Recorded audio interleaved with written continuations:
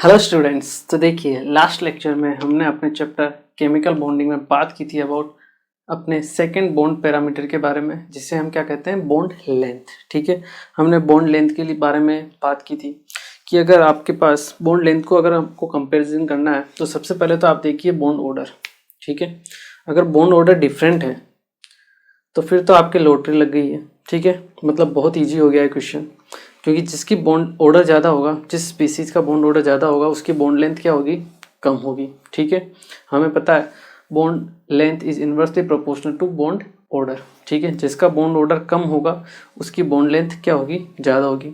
Single की आपकी bond length क्या होती है, ज़्यादा होती है, फिर डबल की, फिर ट्रिपल की। ठीक है, जैसे जैसे आपका बॉन्ड ऑर्डर बढ़ता है वैसे वैसे बॉन्ड लेंथ क्या होती है, डिक्रीज होती रहती है। ठीक है, इसके अलावा मान लो आपके पास बॉन्ड ऑर्डर भी सेम हो जाए तो फिर अगर आपको कंपैरिजन करना है तो आपको परसेंटेज एस कैरेक्टर से आपको कंपैरिजन करना पड़ेगा। ठीक है, जिसे हम बोलते हैं आपका बेंट रूल। ठीक है, वो हमने देख लिया था और उसके ऊपर बेस्ड हमने 8-10 आई थिंक न्यूमेरिकल्स या कहें कि क्वेश्चंस हमने सोल्व कर लिए थे। ठीक है, आई एम श्योर आप लोगों ने उसको ट्राई किया होगा फिर से। ठीक है, नहीं समझ में आया है तो फिर से आप बेंट रूल को पढ़िए, वो इम्पोर्टेंट है, तभी आपसे क्वेश्चंस बनेंगे उसके। ठीक है, और इम्पोर्टेंट टॉपिक है, इनके ऊपर से क्वेश्चंस पूछे जाते हैं जनरली। ठीक है, तो आपको आना चाहिए। ठीक है, चलिए आज हम वहीं से आगे स्टार्ट करते हैं और बात करते हैं अपने थर्ड बॉन्ड पैरामीटर, जिसे हम बोलते हैं बॉन्ड एंगल। ठीक है, तो बॉन्ड एंगल होता क्या है, जनरली दो बॉन्ड के बीच का एंगल, वही क्या होता है, आपका बॉन्ड एंगल होता है। ठीक है, तो चलिए स्टार्ट करते हैं अपनी थर्ड बॉन्ड पैरामीटर के बारे में, that is bond angle.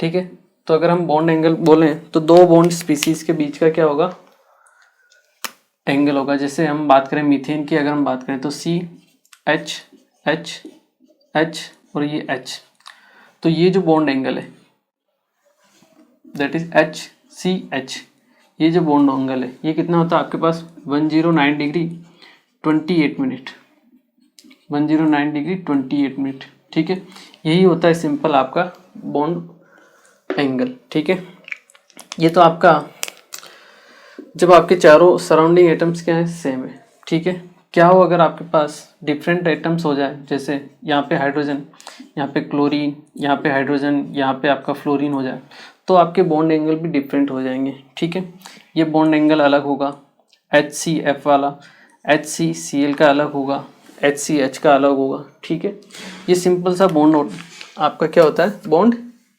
Angle होता है, जिसको आपको ध्यान रखना है। ठीक है, ये आपका इक्विवेलेंट हाइब्रिडाइज ऑर्बिटल्स है, जिसमें आपके चारों सराउंडिंग एटम क्या है, सेम है, जबकि वो आपका नॉन इक्विवेलेंट हाइब्रिडाइज ऑर्बिटल था, जिसमें सराउंडिंग एटम सेम नहीं थे। ठीक है, तो देखिए बॉन्ड एंगल को अगर डिफाइन करना है आपको, तो आप सिंपल एक तरीका होता है जिसके थ्रू आप क्या कर सकते हो, बॉन्ड एंगल को कंपेरिजन कर सकते हो। मेन आपको कंपेरिजन करना आना चाहिए, क्वेश्चन में डेफिनेशन नहीं पूछेगा, केवल आपको कंपैरिजन करना आना चाहिए। ठीक है, तो कंपैरिजन ऑफ बॉन्ड एंगल कैसे हम करते हैं,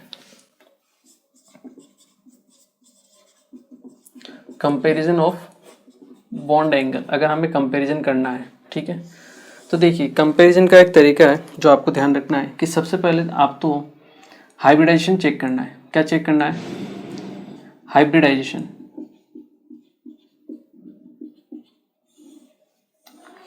ठीक है, अगर हाइब्रिडाइजेशन डिफरेंट आ जाए तो क्या होगा, देखिए इसको हेडिंग को मैं मिटा रहा हूँ। ठीक है, देखिए अगर आपके पास हाइब्रिडाइजेशन डिफरेंट आ जाए, if hybridisation is different then compare bond angle with hybridisation. अगर आपका हाइब्रिडाइजेशन अलग अलग हो, जैसे sp हो, sp2 हो और sp3 हो, हाइब्रिडेशन अलग अलग है, तब तो सिंपल है, आपको हाइब्रिडेशन निकालना है। बॉन्ड एंगल आपको पता ही होता है, sp हाइब्रिडेशन में बॉन्ड एंगल होता है 180 डिग्री, sp2 में होता है आपका 120 डिग्री और sp3 में होता है 109 डिग्री 28 मिनट। बिल्कुल ईजी अगर हाइब्रिडेशन डिफरेंट आ गया है तो। लेकिन अगर आपका हाइब्रिडाइजेशन सेम आ गया है, ठीक है, इफ हाइब्रिडाइजेशन इज सेम, अगर आपका हाइब्रिडाइजेशन सेम आ गया है तब आपको क्या करना है, तब आपको कैलकुलेट करना है number of lone pairs. Number of lone pairs, तब आपको लोन पेयर से काउंट करने हैं, ठीक है।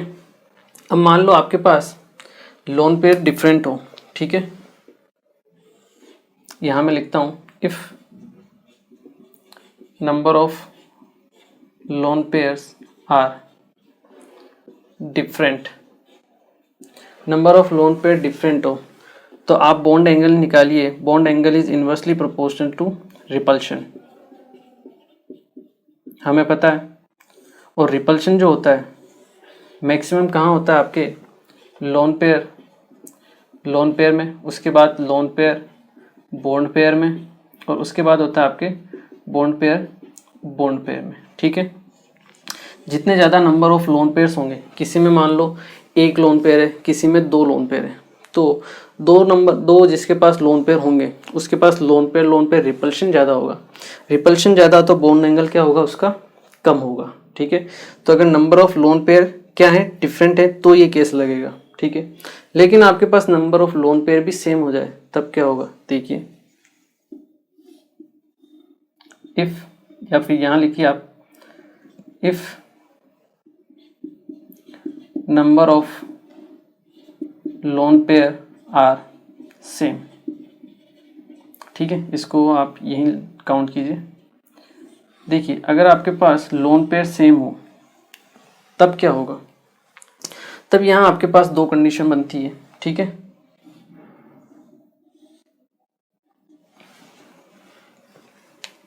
देखिए दो कंडीशन क्या होती है कि तब आपको एटम्स देखने पड़ेंगे, सेंट्रल एटम और सराउंडिंग एटम, वहां से आपको कंपैरिजन करना पड़ेगा, क्योंकि हाइब्रिडेशन सेम हो गया है और लोन पेयर भी सेम हो गए, तब आपको फिर सेंट्रल एटम और सराउंडिंग एटम उनसे आपको कंपैरिजन करना है। तो इसमें फर्स्ट केस क्या बनेगा, if central atom is different.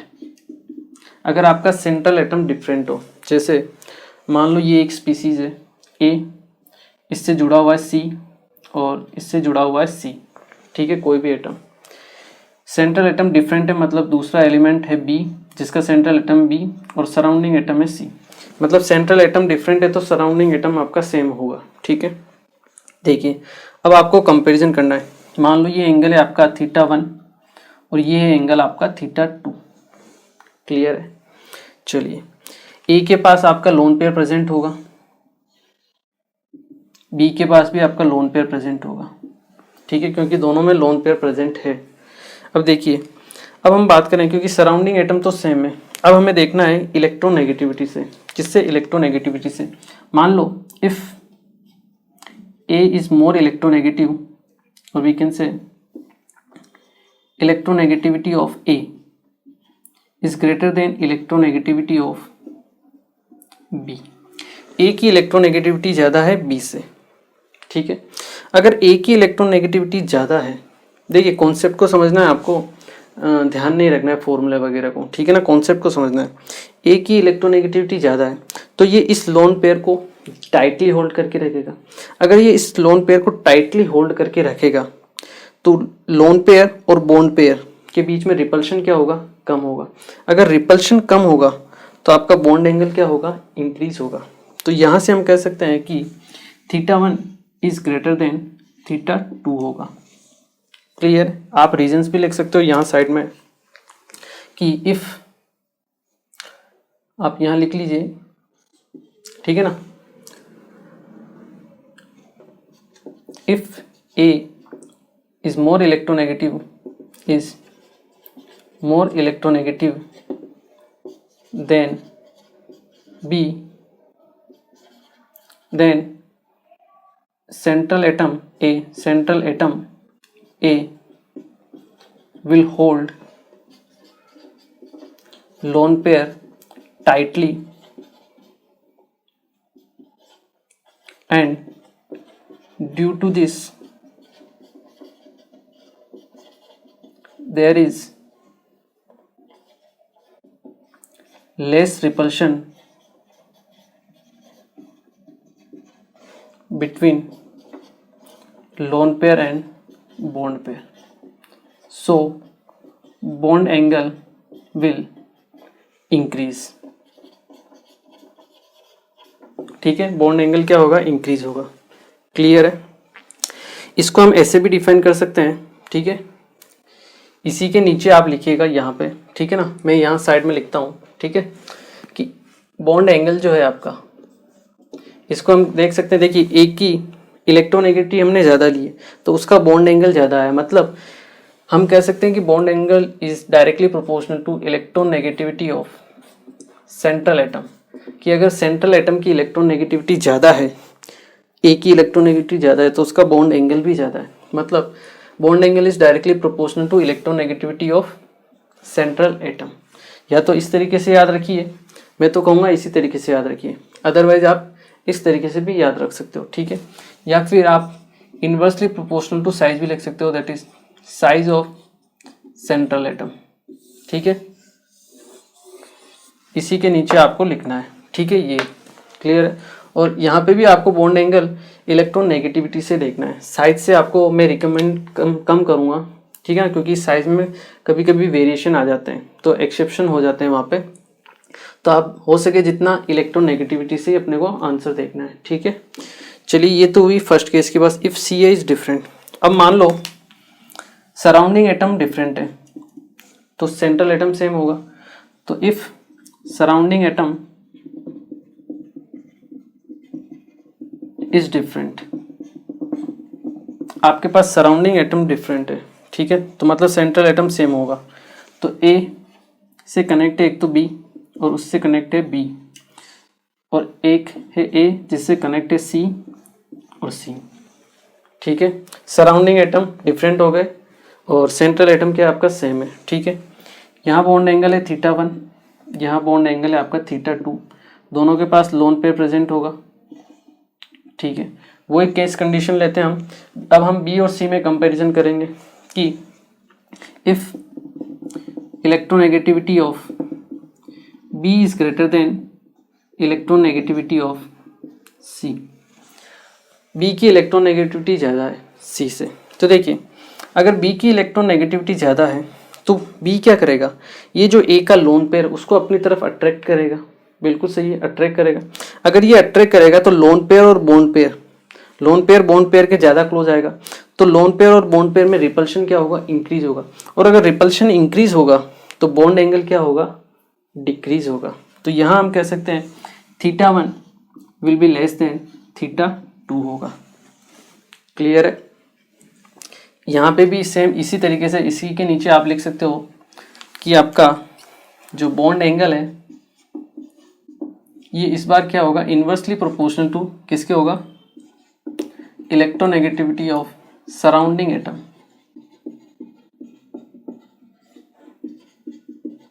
Surrounding atom की इलेक्ट्रोनेगेटिविटी ज़्यादा होगी तो उसका बॉन्ड एंगल क्या होगा, कम होगा। यहाँ बी की इलेक्ट्रोनेगेटिविटी ज़्यादा थी तो उसका बॉन्ड एंगल क्या है, आपका कम है, ठीक है। या फिर इसको आप directly proportional to size of surrounding atom, इसी से भी आप कंपेयर कर सकते हो, ठीक है। फिर से कहूँगा आपको इलेक्ट्रोनेगेटिविटी से ही आपको जाना है, साइज के चक्कर में मत पड़ना, ठीक है। क्लियर है। चलिए, ये हुई मेन कहानी जो आपको ध्यान रखनी है, ठीक है। सबसे पहले आपको हाइब्रिडेशन चेक करना है। हाइब्रिडेशन डिफरेंट है तो हर एक हाइब्रिडेशन का अपना अपना एक एंगल होता है, वहाँ से आप कंपेयर कर सकते हो। हाइब्रिडेशन सेम है तो लोन पेयर काउंट करने हैं, और लोन पेयर डिफरेंट है तो देख लो जिसके पास ज़्यादा लोन पेयर होंगे 1 2 3 उतना ही ज़्यादा क्या होगा, रिपल्शन होगा। रिपल्शन ज़्यादा होगा तो बॉन्ड एंगल डिक्रीज होगा। और ये आपके ऑर्डर हो गया lone pair lone pair lone pair bond pair और बॉन्ड पेयर में रिपल्शन का, ठीक है। अब मान लो लोन पेयर भी सेम है कि मान लो दोनों के पास 2 2 लोन पेयर है या 1 1 लोन पेयर है, तब आपको जाना है सेंट्रल एटम और सराउंडिंग एटम के पास। सेंट्रल एटम डिफरेंट है क्या है, डिफरेंट। तो देखिए इस कॉन्सेप्ट पे आपको जाना पड़ेगा। इलेक्ट्रोनेगेटिविटी डायरेक्टली ये bond angle is directly proportional to electronegativity of central atom.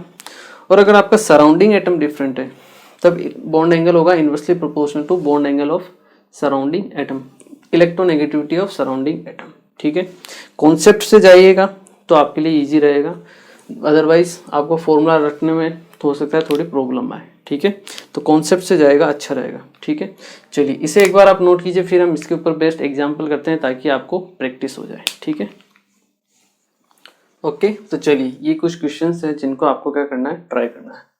Arrange in order of bond angle. ठीक है, वीडियो को पॉज कीजिए और ट्राई कीजिए। ठीक है, करें स्टार्ट। देखिए फर्स्ट है CO2, C double bond O और आपका double bond O। Bond order देखिए या फिर आप देखिए सिंपल हाइब्रिडाइजेशन, यहाँ पे कितना हाइब्रिडाइजेशन होगा आपका sp। ठीक है, CO3 2 माइनस की अगर हम बात करें तो यहाँ हाइब्रिडेशन होता है 1 2 3, दैट इज sp2। और CH4 यहाँ पे हाइब्रिडेशन क्या होता है sp3। ठीक है, तो हमें पता है कि जहाँ पे आपका हाइब्रिडेशन ज़्यादा होगा, ठीक है, वहाँ बॉन्ड एंगल क्या हो जाता है आपका, कम हो जाता है। sp हाइब्रिडेशन है, यहाँ पे बॉन्ड एंगल होगा आपका 180 डिग्री, sp2 में होगा 120 डिग्री और sp3 में होगा आपका 109 डिग्री 28 मिनट। क्लियर है, तो आप सिंपल देख सकते हो ये आपके लिए ऑर्डर रहेगा। ठीक है, पहली बात। दूसरी बात, आप यहाँ से एक चीज़ और देख सकते हो कि अगर हम बात करें sp में परसेंटेज s कैरेक्टर कितना होता है, 50%।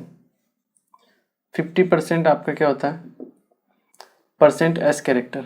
ठीक है, sp2 में आपका 33.3% s कैरेक्टर होता है, जबकि sp3 में आपका 25% परसेंटेज s कैरेक्टर होता है। ठीक है, तो देखिए जैसे जैसे परसेंटेज s कैरेक्टर आपका डिक्रीज हो रहा है वैसे वैसे आपका बॉन्ड एंगल भी डिक्रीज हो रहा है, या यूं कहें कि जैसे जैसे परसेंटेज s कैरेक्टर इंक्रीज हो रहा है वैसे वैसे आपका बॉन्ड एंगल भी क्या हो रहा है, इंक्रीज हो रहा है। तो यहाँ से हम एक इम्पोर्टेंट चीज़ फाइंड आउट कर सकते हैं, that is bond angle is directly proportional to percentage s character. ठीक है ना, ये एक इम्पोर्टेंट चीज़ है जो आपको ध्यान रखनी है। Bond angle is directly proportional to percentage s character. ये हमारे तब काम में आएगा जब हम बेंट रूल को अप्लाई करेंगे बॉन्ड एंगल फाइंड आउट करने के लिए, वहाँ पे हमारे काम में आएगा। ठीक है, तो ये चीज़ आपको ध्यान रखनी है कि जितना ज़्यादा परसेंटेज s कैरेक्टर होगा उतना ही बॉन्ड एंगल क्या होगा आपका, ज़्यादा होगा। ठीक है, चलिए सेकंड क्वेश्चन देखिए। अगर हम हाइब्रिडेशन की बात करें तो यहाँ पे भी sp3 होगा, यहाँ पे भी sp3 होगा और यहाँ पे भी आपका sp3 होगा। ठीक है, देखिए हाइब्रिडेशन तो सेम है। यहाँ पे अगर हम लोन पेयर की बात करें तो लोन पेयर होगा आपके पास 0, यहाँ पे लोन पेयर होगा आपके पास 1। ठीक है, और यहाँ पे आपके पास लोन पेयर होंगे आपके पास 2। क्लियर है, तो अगर आपके पास दो लोन पेयर है तो लोन पेयर रिपल्शन ज़्यादा होगा, अगर रिपल्शन ज़्यादा होगा तो बॉन्ड एंगल कम होगा, तो ये आपके पास ऑर्डर हो जाएगा। क्लियर है। थर्ड क्वेश्चन देखिए, OF2 OCl2 OBr2 OI2। ठीक है, सब में सेम है आपके एलिमेंट्स। यहाँ पे अगर आप हाइब्रिडेशन निकालोगे तो सेम आएगा। ठीक है, लोन पेयर भी आपके पास सबके पास सेम ही है। ठीक है, तो अब यहाँ हम बात करेंगे सेंट्रल एटम भी सेम है, सराउंडिंग एटम चेंज हो रहा है, तो आपको देखना है सराउंडिंग एटम से। हमने अभी देखा है कि bond angle is directly proportional to size of surrounding atom. ठीक है, तो आप साइज से जा सकते हो। क्लियर है, चलिए फोर्थ क्वेश्चन देखिए, SO4 2 minus SO3 2 minus. Structure देखें हम तो S double bond O double bond O O minus O minus. ठीक है, SO3 2 minus S double bond O O minus, ये आपका O माइनस, SO3 2 माइनस। यहाँ पे आपका एक लोन पेयर प्रेजेंट होगा। ठीक है, जबकि यहाँ पे आपका कोई भी लोन पेयर प्रेजेंट नहीं है। ठीक है, तो अगर लोन पेयर प्रेजेंट नहीं है, यहाँ पे आपका लोन पेयर प्रेजेंट है। ठीक है, तो लोन पेयर की वजह से हम कह सकते हैं कि लोन पेयर बॉन्ड पेयर में क्या होगा, आपके रिपल्शन होता है, ठीक है। रिपल्शन होगा तो बॉन्ड एंगल क्या होगा, डिक्रीज होगा। तो इसका बॉन्ड एंगल कम होगा और इसका क्या होगा, आपके ज़्यादा होगा, ठीक है। चलिए अब अगर हम बात करें फिफ्थ ले लेते हैं, NO2 माइनस NO2 प्लस और NO3 माइनस, ठीक है। यहाँ अगर आप हाइब्रिडाइजेशन निकालो तो कितना आएगा, sp2 और लोन पेयर आएंगे आपके पास 1, ठीक है। यहाँ हाइब्रिडेशन आप निकालिए 1 2, sp हाइब्रिडेशन और लोन पेयर कितने होंगे 0, कोई लोन पेयर नहीं है।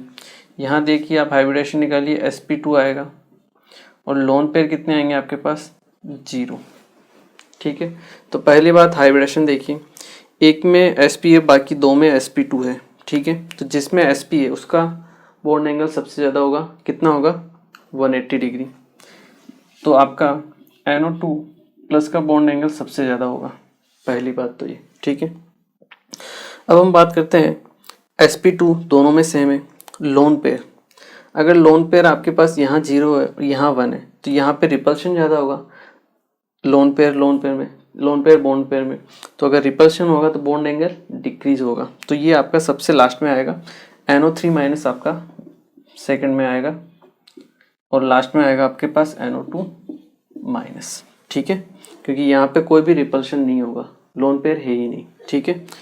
चलिए यहाँ देखिए 6 केस, अच्छा केस है ये, ध्यान रखना है आपको। देखिए आप यहाँ हो सकता है सराउंडिंग एटम वाला फॉर्मूला अप्लाई कर दो कि सेंट्रल एटम सेम है तो सराउंडिंग एटम से हम देखते हैं, उसकी साइज से नहीं देखना है। क्यों? क्योंकि सराउंडिंग एटम और सेंट्रल एटम का केस हमने कब लिया था, जब आपके पास लोन पेयर क्या थे, सेम थे, ठीक है। मतलब जब लोन पेयर प्रेजेंट होते हैं तब हम ये केस लेते हैं, कौन सा वाला, कि सेंट्रल एटम सेम है या डिफरेंट है, या फिर सराउंडिंग एटम वाला। लेकिन अगर आपके पास लोन पेयर प्रेजेंट ही नहीं है तब हम क्या देखते हैं, देखिए CH4, अगर हम स्ट्रक्चर देखें C H H H और H, यहाँ मैं आपको बॉन्ड एंगल पूछूं कितना आएगा, आप बताइए। 109 डिग्री 28 मिनट, बिल्कुल करेक्ट है, सही है। मैं आपको पूछूं CF4, ये CF4, यहाँ आप मुझे बॉन्ड एंगल बताइए। सेम ही आएगा क्योंकि सारे एटम्स सेम है, आपके इक्विवेलेंट हाइब्रिडाइज ऑर्बिटल्स हैं, सारे बॉन्ड ऑर्डर सेम होंगे, बॉन्ड एंगल जितने भी होंगे 109 डिग्री 28 मिनट ही रहेगा, कोई चेंज होने वाला नहीं है। क्यों? क्योंकि सारे सराउंडिंग एटम सेम ही है, ठीक है। इसकी अलग ज्योमेट्री है, बॉन्ड एंगल अलग है, इसकी अलग ज्योमेट्री है, बॉन्ड एंगल वही है जो होना चाहिए। हाइब्रिडाइजेशन क्या है सबका, sp3 है, तो आपका बॉन्ड एंगल सब में सेम ही होगा, ठीक है। जैसे मान लो CCl3 आप ले लो, C ले लो, यहाँ पे Cl ले लो, ये Cl, ये Cl, ये Cl, ठीक है। यहाँ पे आपको एक चीज़ ध्यान रखनी है कि जैसे जैसे आपका एटम का साइज बढ़ रहा है बॉन्ड लेंथ भी बढ़ती है, ठीक है ना। जैसे फ्लोरीन से क्लोरीन आए तो साइज बढ़ा, ठीक है। तो हो सकता है आप सोचो कि सराउंडिंग एटम का साइज बढ़ रहा है, ठीक है, तो बॉन्ड एंगल कम हो जाएगा या ज़्यादा हो जाएगा, उससे अगर आप कंपैरिजन करोगे तो ऐसा काम नहीं चलेगा, ठीक है। यहाँ पे जैसे सराउंडिंग एटम इंक्रीज होगा, बढ़ेगा, बॉन्ड की लेंथ भी तो इंक्रीज हो रही है साथ में। भाई पहले साइज छोटा था तो बॉन्ड एंगल इतना था, जैसे सराउंडिंग एटम इंक्रीज होगा तो बॉन्ड की जो लेंथ है वो भी इंक्रीज होगी, ठीक है, बॉन्ड एंगल के साथ साथ, ठीक है। तो यहाँ पे बॉन्ड लेंथ जो होती है इंक्रीज हो जाती है। लेकिन अगर चारों आपके एटम सेम है, सराउंडिंग एटम, ठीक है, तो आपकी इसको आप कहीं पे भी अरेंज कर लो 3D में, ठीक है। अगर आप यहाँ से रिपल्शन बॉन्ड एंगल कम होगा तो जो दूसरे वाले आपके जो क्लोरीन एटम्स होंगे वो क्या करेंगे, फिर अट्रैक्शन जनरेट करेंगे, तो वापस आपके क्या हो जाएगा, चारों तरफ, मतलब 3D में ये कहीं से भी अरेंज कर ले अपने आप को, मिनिमम आपका बॉन्ड एंगल सेम ही रहेगा। ये अगर दोनों पास में आ जाएंगे तो फिर से यहाँ से रिपल्शन स्टार्ट हो जाएगा, ठीक है। ये दोनों पास आने की कोशिश करेंगे तो फिर से रिपल्शन होगा, ठीक है। तो सब अलग अलग ज्योमेट्री है, तो ये चीज़ आपको ध्यान रखनी है। यहाँ पे सभी के बॉन्ड एंगल सेम ही आएंगे, ठीक है, ये चीज़ आपको ध्यान रखनी है। यहाँ पे केस देखिए नेक्स्ट वाला, नेक्स्ट वाले केस में क्या है, अगर हम बात करें सभी में हाइब्रिडेशन सेम है, sp3 sp3 sp3 sp3, कोई लोन पेयर प्रेजेंट नहीं। ये चीज़ आपको ध्यान रखनी है कि हमें बॉन्ड एंगल देखते टाइम ये जरूर देखना है कि लोन पेयर है या नहीं है। लोन पेयर नहीं है तो आप सिंपल तरीके से देखोगे, लोन पेयर है तब जाके वो कंडीशन अप्लाई होती है आपके सेंट्रल एटम और सराउंडिंग एटम की, ठीक है। यहाँ पे भी आपके पास कोई लोन पेयर प्रेजेंट नहीं है, ऐसा ही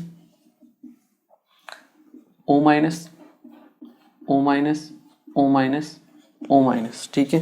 PO4 3 minus P double bond O O minus, ये आपका O माइनस, ये आपका O माइनस। सभी में आप देखोगे क्या है, हाइब्रिडाइजेशन सेम है, sp3 है, ठीक है।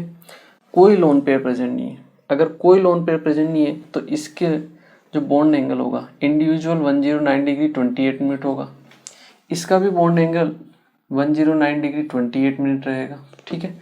सभी में आपका बॉन्ड एंगल क्या होगा, सेम ही रहेगा, ठीक है। ये चीज़ आपको ध्यान रखनी है, क्लियर है। भावनाओं में नहीं बहना है कि सेंट्रल एटम सेम है सेंट्रल एटम डिफरेंट है, ऐसा नहीं। वो कंडीशन कब आती है, जब हमारे पास लोन पेयर प्रेजेंट होते हैं तब आती है वो, या तो सेम हो या डिफरेंट हो तब आती है।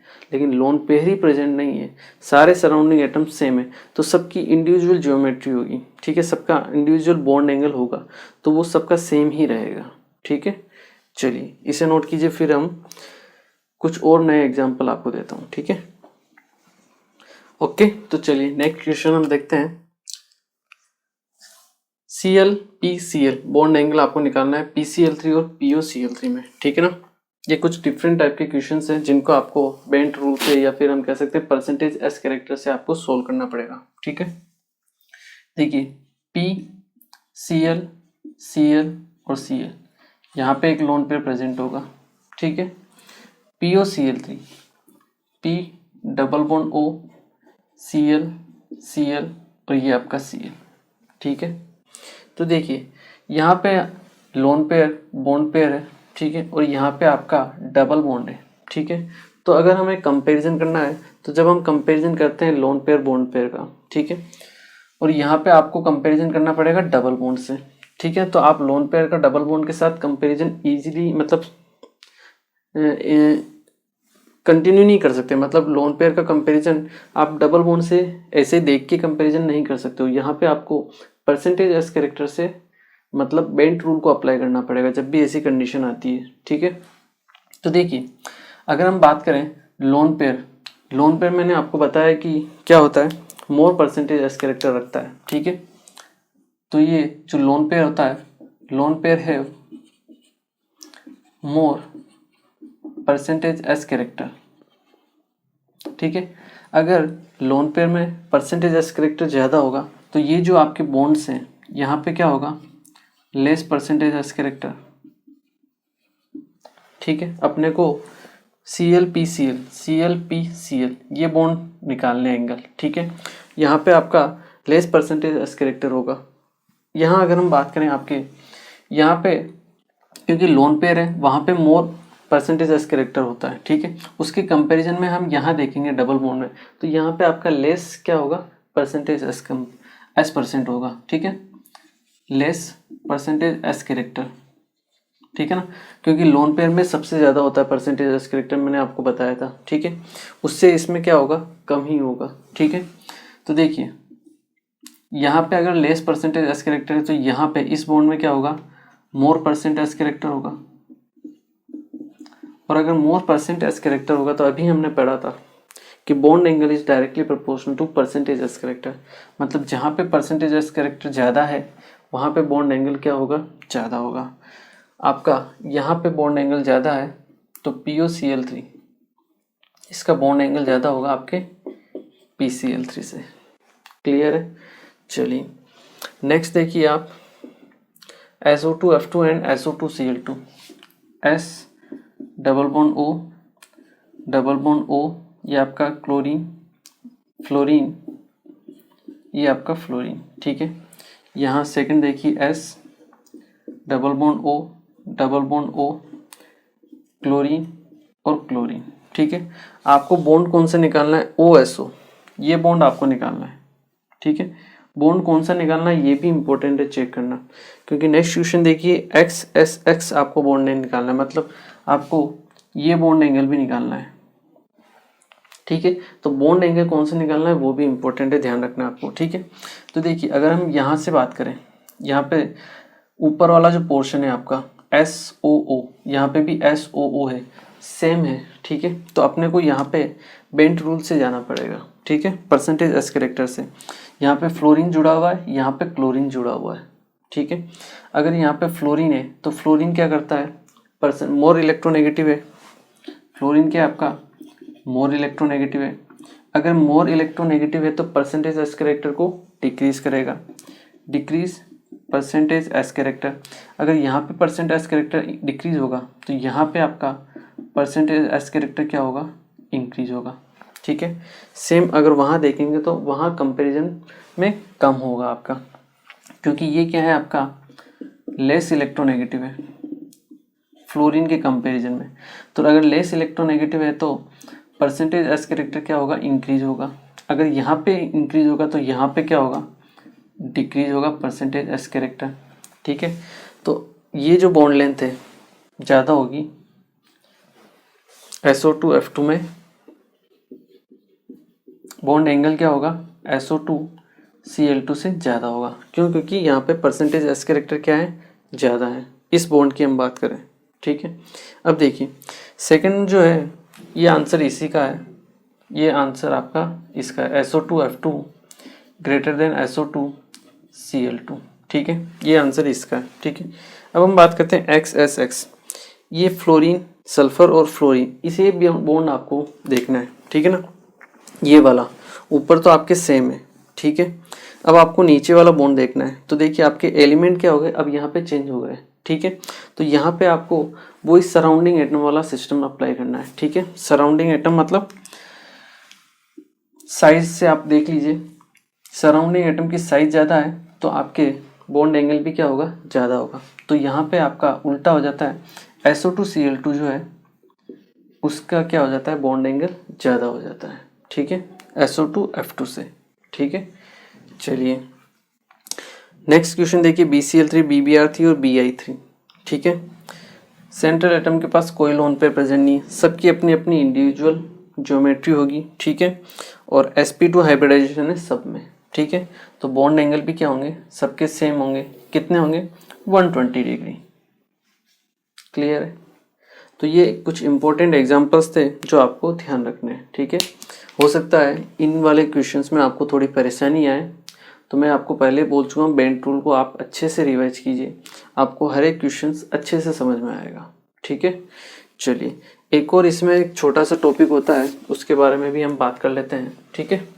आई एम श्योर ये आप लोगों ने नोट कर लिया होगा।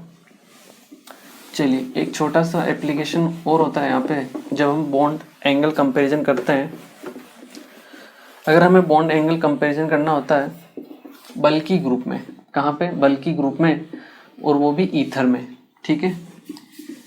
ईथर क्या होता है, हो सकता है आप लोगों ने सुना हो या नहीं सुना हो, ऑर्गेनिक कंपाउंड होता है, ठीक है, जिसके बारे में हम मेनली आपके ऑर्गेनिक केमिस्ट्री में पढ़ते हैं, ठीक है। थोड़ा मैं आपको बता देता हूँ, देखिए नोट करके आप लिख सकते हो उसको, ठीक है ना। In case of ether, due to steric repulsion, the bond angle increases, or the bond angle is greater than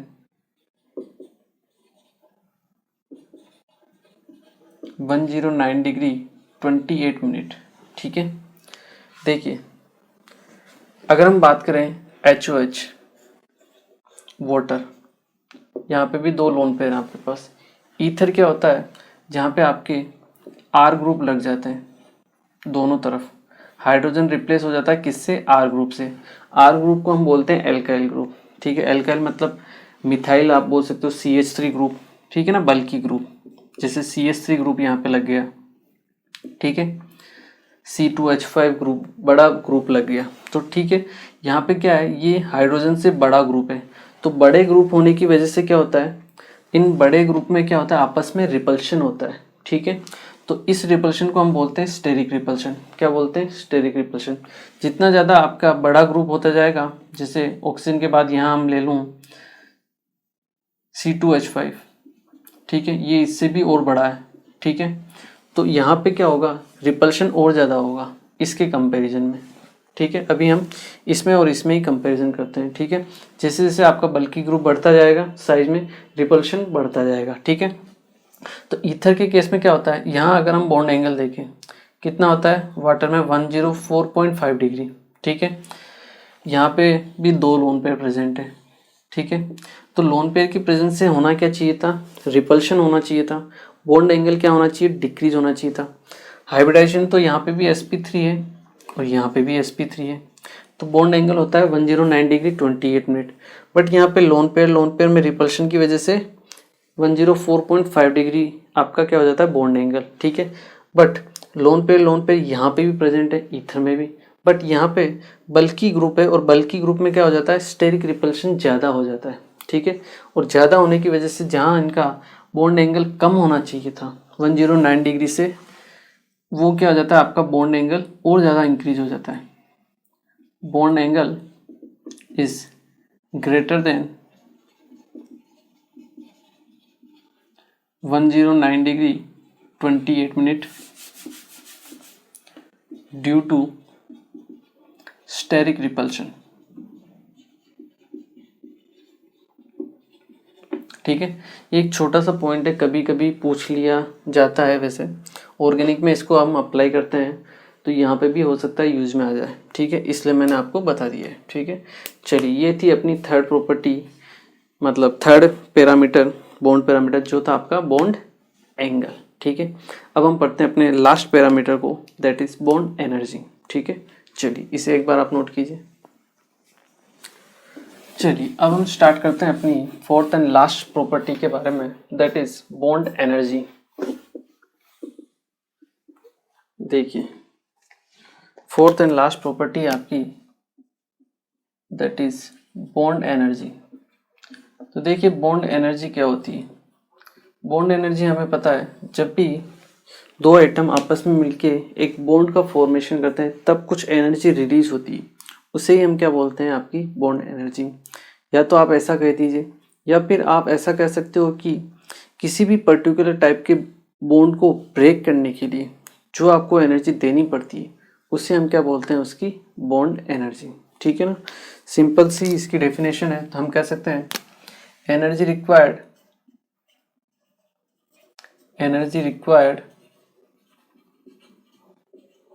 to break 1 mole of a particular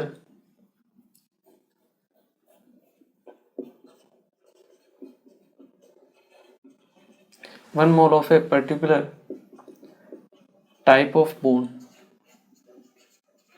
उसे हम क्या बोलते हैं, आपकी बॉन्ड एनर्जी बोलते हैं, ठीक है। चलिए, बॉन्ड एनर्जी जो होती है डिपेंड करती है आपकी बॉन्ड स्ट्रेंथ के ऊपर। तो bond energy is directly proportional to bond strength, और बॉन्ड स्ट्रेंथ इन्वर्सली प्रोपोर्शनल होती है आपके, या फिर हम कह सकते हैं डायरेक्टली प्रोपोर्शनल होती है बॉन्ड ऑर्डर के, या इन्वर्सली प्रोपोर्शनल होती है किसके, बॉन्ड लेंथ के। यहाँ से मोस्ट ऑफ द टाइम जब आपको बॉन्ड एनर्जी कंपैरिजन करना पड़ेगा, तब आपके most of the question bond length या फिर बॉन्ड ऑर्डर से ही सॉल्व हो जाएंगे, ठीक है। तो बॉन्ड ऑर्डर का जो ऑर्डर होगा वही बॉन्ड एनर्जी का होगा, और बॉन्ड लेंथ का जो ऑर्डर होगा उसका अपोजिट क्या होगा, बॉन्ड एनर्जी का ऑर्डर होगा, ठीक है ना। तो बहुत इजी हो जाएगा आपके लिए। जैसे हम बात करें a single bond, A double bond और ए ट्रिपल बॉन्ड, यहाँ पे देखिए 3 बॉन्ड है, ठीक है। तो 3 बॉन्ड को ब्रेक करने के लिए आपको ज़्यादा एनर्जी देनी पड़ेगी। तो यहाँ पे ए ट्रिपल बॉन्ड की बॉन्ड एनर्जी ज़्यादा होगी, फिर डबल बॉन्ड और फिर आपके सिंगल बॉन्ड की, ठीक है। देखिए, अगर आपको बॉन्ड ब्रेक करना है ना तो ये तीनों बॉन्ड एक साथ ब्रेक होते हैं, ठीक है ना। एक ऐसा नहीं कि पहले एक बॉन्ड ब्रेक होगा फिर दूसरा होगा फिर तीसरा होगा, ऐसा नहीं होता है।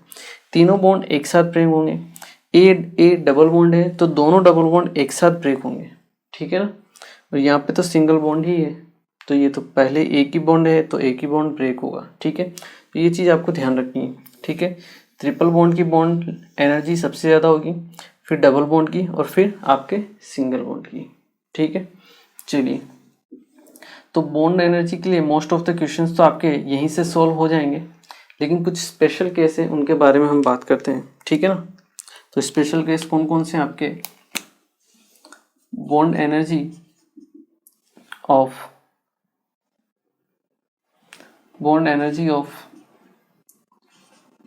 सिंगल बॉन्ड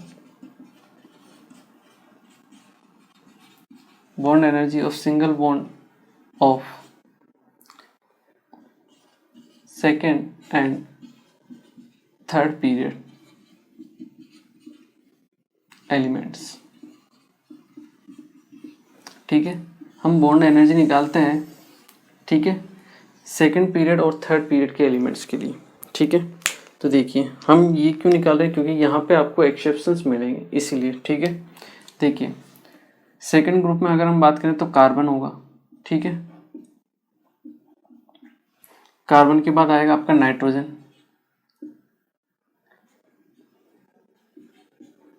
ठीक है, एक लोन पे इसके पास प्रेजेंट होगा, ठीक है।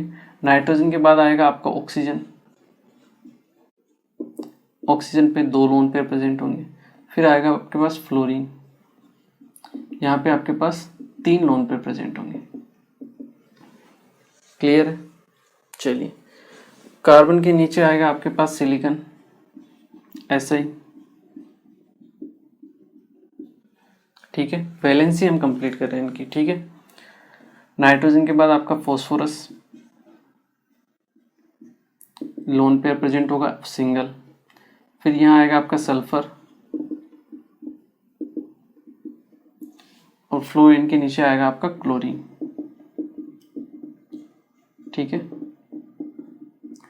तो देखिए होता क्या है, यहाँ अगर हम कंपैरिजन करें तो बॉन्ड एनर्जी का अगर हम कंपैरिजन करें तो देखिए लेफ़्ट टू राइट जाने पे आपकी क्या होती है, साइज डिक्रीज होती है। अगर आपके पास साइज डिक्रीज हो रही है मतलब एफ और एफ की जो साइज़ है, बॉन्ड लेंथ है, वो क्या है, सबसे कम होगी। अगर बॉन्ड लेंथ सबसे कम है तो इसकी बॉन्ड एनर्जी क्या होनी चाहिए, सबसे ज़्यादा होना चाहिए, बट ऐसा नहीं होता है। इसकी बॉन्ड एनर्जी सबसे कम होती है और ये होता है आपके पास एक्चुअल ऑर्डर, ठीक है। क्या होता है आपके पास, एक्चुअल ऑर्डर।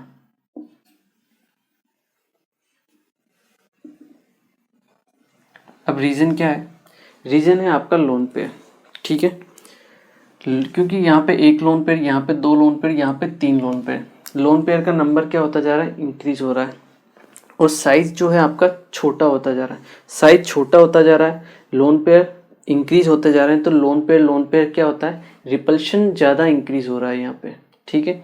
तो अगर आपका लोन पेयर यहाँ पे देखें तो फ्लोरीन में सबसे ज़्यादा लोन पेयर रिपल्शन होगा, ठीक है। अगर लोन पेयर रिपल्शन होगा तो ये जो बॉन्ड है ये होगा आपका वीक, ठीक है। और वीक बॉन्ड होगा तो आपको थोड़ी सी एनर्जी देनी पड़ेगी इसको ब्रेक करने के लिए, तो यहाँ पे बॉन्ड एनर्जी क्या होगी, सबसे कम होगी, ठीक है। लेकिन अगर हम नीचे बात करें तो देखिए यहाँ के कंपैरिजन में यहाँ पे साइज जो है वो क्या हो गया है, बड़ा हो गया है। तो यहाँ पे अब लोन पेयर का उतना इफेक्ट नहीं हो पाएगा, ठीक है। पहले था लोन पेयर बट अब क्या हो गया है, और ज़्यादा साइज़ बड़ा हो गया है। तो ज़्यादा साइज बड़ा होने की वजह से इन पे आपका लोन पेयर का उतना इफेक्ट नहीं आएगा। तो यहाँ पे आपका नॉर्मल ऑर्डर रहेगा कि जैसे जैसे आप लेफ़्ट टू राइट मूव कर रहे हो थर्ड पीरियड में, साइज क्या हो रहा है, डिक्रीज हो रहा है। साइज डिक्रीज हो रहा है मतलब बॉन्ड लेंथ डिक्रीज हो रही है। बॉन्ड लेंथ डिक्रीज हो रही है तो आपकी बॉन्ड की स्ट्रेंथ क्या हो रही है, बढ़ेगी। अगर बॉन्ड की स्ट्रेंथ बढ़ेगी तो बॉन्ड एनर्जी भी बढ़ेगी। तो आपके पास नॉर्मल ऑर्डर होगा ये वाला,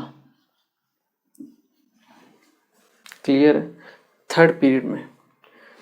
अब हम बात करेंगे टॉप टू बॉटम में, ठीक है। यहाँ हम बात करें सबसे पहले कार्बन और सिलिकॉन में, यहाँ कोई लोन पेयर प्रेजेंट नहीं है, ठीक है। तो आपको नॉर्मल ऑर्डर से देखना है, साइज से। इसका साइज क्या है, बड़ा है, ठीक है। साइज क्या हो गया, बड़ा हो गया। साइज बड़ा हो गया मतलब बॉन्ड लेंथ क्या हो गई, ज़्यादा हो गई। बॉन्ड लेंथ ज़्यादा होगी तो बॉन्ड की स्ट्रेंथ कम होगी, तो बॉन्ड एनर्जी कम होगी। इसकी बॉन्ड एनर्जी कार्बन कार्बन की क्या होगी, ज़्यादा होगी। ठीक है। यहाँ अगर हम बात करें तो देखिए लोन पेयर अब सब में क्या है, सेम हो गए। ठीक है, कॉमन है, एक एक है, यहाँ पे भी एक एक है, यहाँ पे भी एक एक, बट यहाँ पे आपका साइज छोटा है और यहाँ पे आपका साइज क्या है, बड़ा है। ठीक है, तो यहाँ पे ऑर्डर आपका रिवर्स हो जाएगा, फास्फोरस की क्या हो जाएगी, ज़्यादा हो जाएगी। ठीक है, ये चीज़ आपको ध्यान रखनी है, क्योंकि देखिए क्या है, बॉन्ड एनर्जी इसकी ज़्यादा है, यहाँ पे आपका साइज छोटा है, तो लोन पेयर बॉन्ड पेयर में क्या होगा, रिपल्शन ज़्यादा होगा। रिपल्शन ज़्यादा होने की वजह से बॉन्ड की जो स्ट्रेंथ है वो क्या होगी, वीक होगी। तो इसीलिए बॉन्ड की स्ट्रेंथ वीक होगी तो आपकी बॉन्ड एनर्जी भी क्या होगी, वीक होगी, यहाँ पे कम होगी। मतलब यहाँ पे आपका साइज क्या हो गया है, बड़ा हो गया है, तो लोन पेयर बॉन्ड पेयर में रिपल्शन कम होगा। रिपल्शन कम होगा तो बॉन्ड की स्ट्रेंथ क्या होगी, अच्छी होगी, ज़्यादा होगी। तो बॉन्ड की स्ट्रेंथ अच्छी होगी तो उसको ब्रेक करने के लिए भी आपको एनर्जी क्या देनी पड़ेगी, ज़्यादा देनी पड़ेगी। ठीक है, तो इसीलिए यहाँ पे ऑर्डर इस टाइप से हो जाएगा। ठीक है ना, ये बहुत ही थोड़ा सा उटपटांग सा आपको ऑर्डर लगेगा। ठीक है ना, मतलब थोड़ा सा कि कैसे इसको ध्यान से समझना है। ठीक है ना, रटना नहीं है, समझना है आपको। ठीक है, पहले इसमें कंपैरिजन कीजिए, फिर इसमें कंपैरिजन कीजिए, फिर आपसे टॉप टू बॉटम में जाइए। ठीक है, ये केवल सेकंड और थर्ड पीरियड एलिमेंट्स के लिए ही है। ठीक है, इसलिए आपको थोड़ा ध्यान रखना पड़ेगा। ठीक है, चलिए ये तो हुआ एक एग्जाम्पल। ठीक है, यहाँ आप चाहो तो लिख भी सकते हो, इसको एक बार आप नोट कर लीजिए। किया नोट?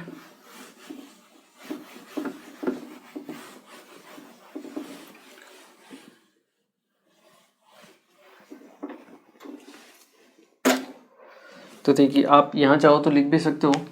फ्लोरीन की केस में अगर हम लिखें तो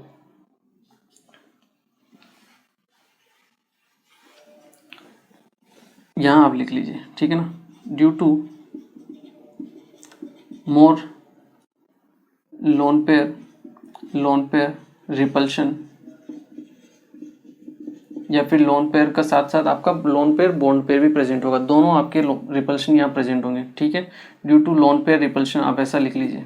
ठीक है, simple, due to lone pair repulsion and, और we can say due to more lone pair repulsion the bond energy, or we can say bond strength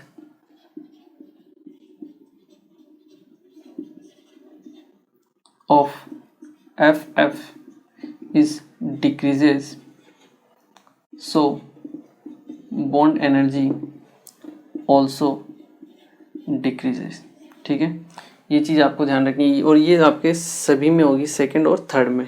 ठीक है, चलिए एक और एग्जांपल हम लेते हैं, बात करते हैं। ठीक है, इसी में ये तो हुआ सेकंड और थर्ड पीरियड एलिमेंट्स के लिए। अब हम कुछ एक और एग्जांपल लेते हैं जो आपको मैं कहूँ तो डेफिनेटली आपको ध्यान ही रखना पड़ेगा, क्योंकि वो आपके डाटाबेस के ऊपर डिपेंड करते हैं। ठीक है ना, डाटा से अपन ने लिए हुए हैं। ठीक है, तो आप लिखिए, फर्स्ट तो ये हो गया आपका second, in halogen groups bond energy in halogens.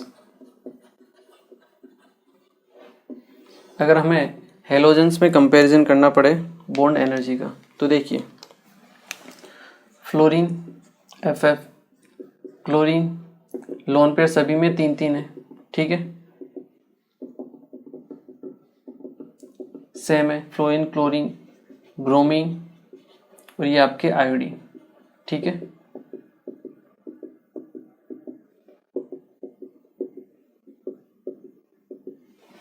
ठीक है, तो देखिए यहाँ पे भी वही फंडा अपना लगेगा, सेम। फ्लोरीन की क्या है, साइज छोटी है। ठीक है, क्योंकि आपका सेकंड पीरियड का एलिमेंट है। ठीक है, तो फ्लोरीन की साइज छोटी होने की वजह से क्या होगा, साइज तो छोटी है ही सी, इसके अलावा जो लोन पेयर हैं आपके पास उनमें क्या होगा, रिपल्शन होगा।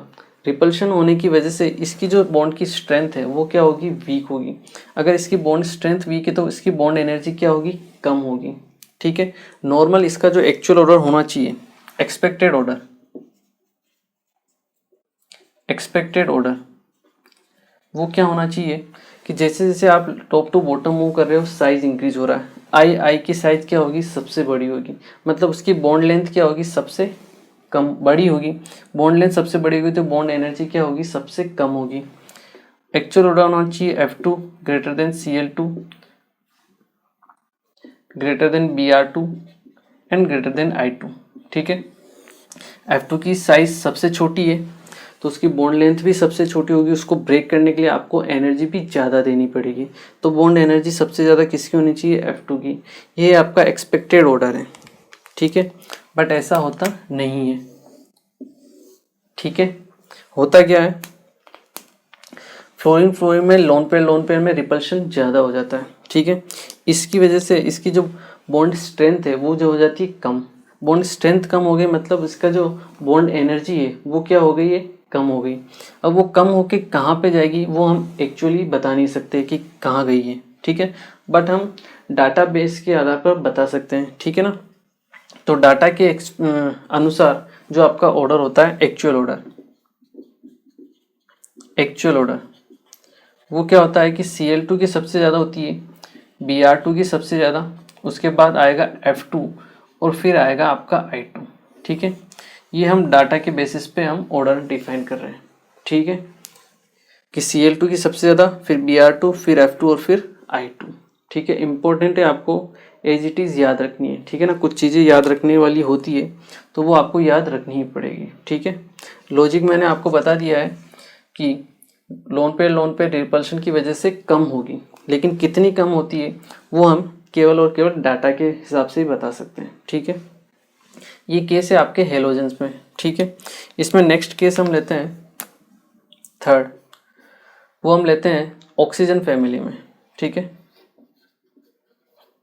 ऑक्सीजन फैमिली में अगर हम बात करें, ठीक है, तो देखिए ऑक्सीजन फैमिली में O O यहाँ पे भी डबल बॉन्ड।